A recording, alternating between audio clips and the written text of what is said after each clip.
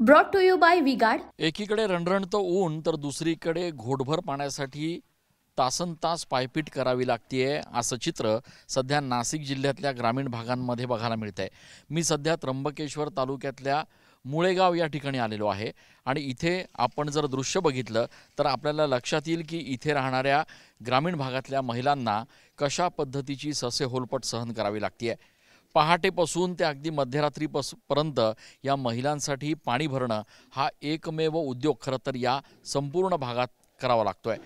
पहाटेपासून घरातनं बाहेर पडल्यानंतर गावामधल्या विहिरीवर यायचं, इथे पाणी काढायचं आणि पाणी काढल्यानंतर भाइयों बहनों, उनके राज में पावर रहे अनस्टेबल और हम रखे सब स्मूथ और स्टेबल। हमारा नेता कैसा हो जो स्टेबल पावर दे वैसा हो। अब की बार वी गार्ड एसी स्टेबलाइजर का चमत्कार। ते अशुद्ध पाणी अशा पद्धतीनं गाळून घ्यायचं आणि हे हंडे जे आहेत ते आपल्या डोक्यावर घेऊन मैलोन मैल आपल्या घरापर्यंत पोचायचं असा सगळा दिव्य प्रवास इथल्या महिला अनेक वर्षांपासून करतायत। दुर्दैवानं आजच्या या दुष्काळी परिस्थितीमध्ये पुन्हा एकदा या महिलांच्या नशिबी हेच दिव्य आलेलं आहे।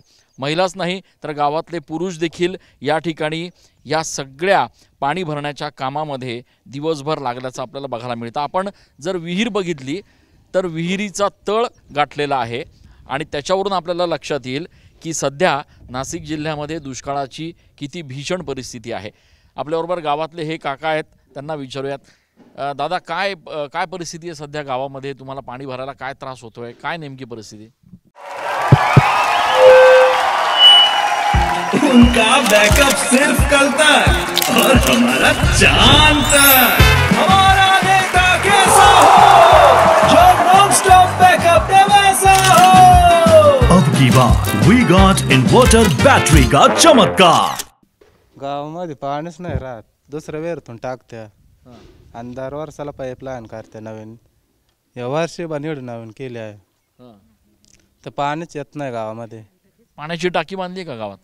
ते काय समोर आहे तेवढं मग त्याला काय झालं? मग पाण्याच्या टाकीला ते पाणी टाकेल ते आता आम्हाला कसं माहीत?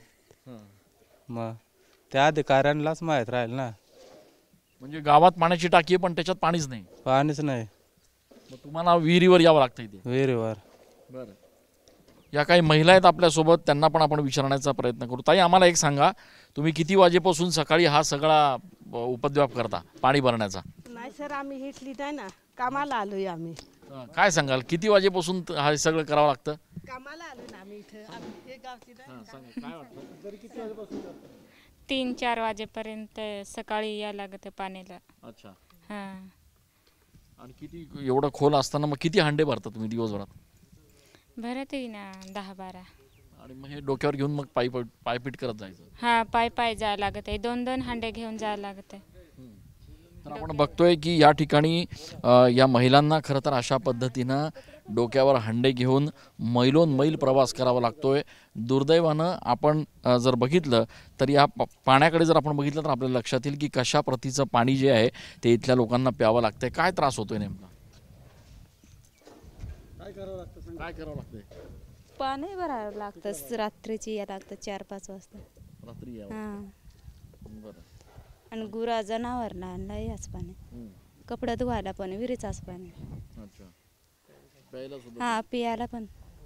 गावात दुसरं पाणी नाहीच का? नाही, एकच विहीर आहे? नाही, एकच आहे। बरं, तर आपण बघतोय की या ठिकाणी संपूर्ण गावच्या गाव हे या ठिकाणी विहिरीवर पाणी भरण्यासाठी लोटल्याचं आपल्याला दृश्य बघायला मिळतं। दुर्दैवानं नाशिक जिल्ह्यातल्या ग्रामीण भागामध्ये हे विदारक चित्र जे आहे ते सध्या आपल्याला बघायला मिळत आहे। कॅमेरा पर्सन आकाश येवलेसह मी Chandan Pujadhikari, TV9 Marathi. Brought to you by V-Guard.